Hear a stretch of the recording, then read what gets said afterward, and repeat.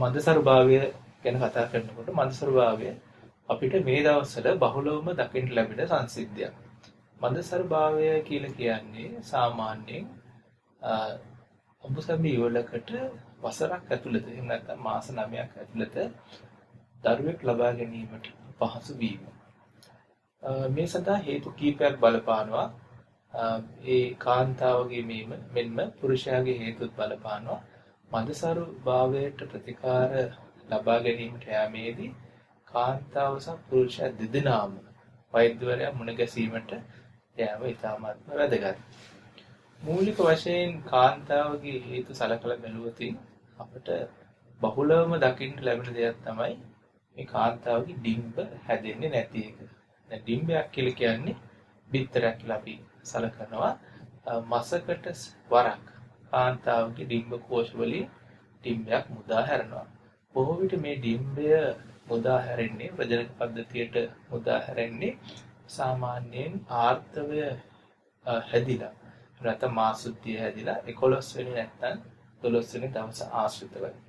යම්කිසි කාන්තාවකට පිළිවෙලට දින 28කට නැත්නම් ඒහා ආසන්න කාලයකට තමන්ගේ ආර්තව චක්‍රය පවතිනවා නම් බොහෝ දුරට 90%ක වගේ ප්‍රතිශතයකට ඒ කාන්තාවගේ ඩිම්බ තියෙනවා කියලා අපිට සාමාන්‍යයෙන් නිර්ණය කරන්න පුළුවන්.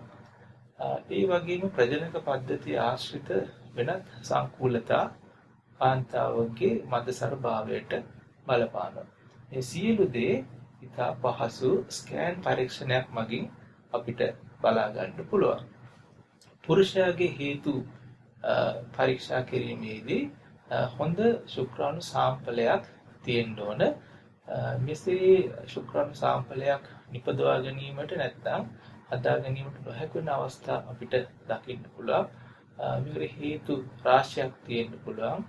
ධූමපානය, අධික මත්පැන් භාවිතය, ලිංගික පද්ධතිය ආශ්‍රිත රෝගාබාධ නිසා ඇතිවන ලිංගික ඒ නාලවල අවහිරතාවය, ඒ වගේම හෝමෝන හා ආශ්‍රිත රෝගී තත්ත්වයන්, එහෙම නැත්නම් ඒ පුරුෂයාගේ වෙනත් කායික රෝගී තත්ත්වයන් ඒ தත්ත්වයට බලපාන්න පුළුවන්.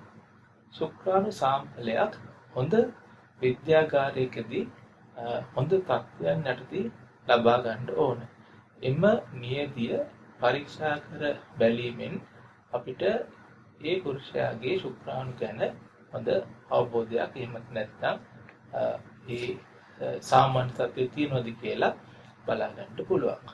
ප්‍රතිකාර බොහෝ වෙලාවට අපි පටන් ගන්නේ ඉතාමත් සරල ක්‍රම වලින් මේ ඩිම්බ නිපදවීමට අවශ්‍ය ඖෂධ ලබා දීලා ඩිම්බ පිට වෙන දවස් එහෙමත් නැත්නම් සරු කාලය නිර්ණය කළා. ඒ කාලය ඇතුළත ඒ අඹුසැමි වලට සම්බන්ධයන් ඇති කිරීමට සලස්වා දීම තමයි මූලිකවම සිද්ධ කරන්නේ. මේට අමතරව විශේෂිත ප්‍රතිකාර ක්‍රම අවශ්‍ය වෙනවා. අපි අර මුලින් සඳහන් කර ස්කෑන් නැත්නම් අර ශුක්‍රාණු නියදී යම්කිසි වරදක් තිබුණොත් ඒ හා සම්බන්ධ විශේෂ ප්‍රතිකාර මූලික අවස්ථාවෙම කරන්න වෙනවා. යම්කිසි කාන්තාවක් සහ පුරුෂයෙක් මේ මූලික සරල ක්‍රම වලින් අපිට අර්බුද තත්ත්වයට නැත්නම් දරුවෙක් දරුපල ලබා දීමට බැරි වුණොත් තමයි ඊට එහා පැත්තට ගිය IUI ප්‍රතිකාර ක්‍රමය, ලැප්‍රොස්කෝපි පරීක්ෂණ, නාල පරීක්ෂණ, එහෙමත් නැත්නම් ඊටත් වඩා සංකීර්ණ වූ IVF වගේ ප්‍රතිකාර ක්‍රමයකට යන්න සිද්ධ වෙනවා.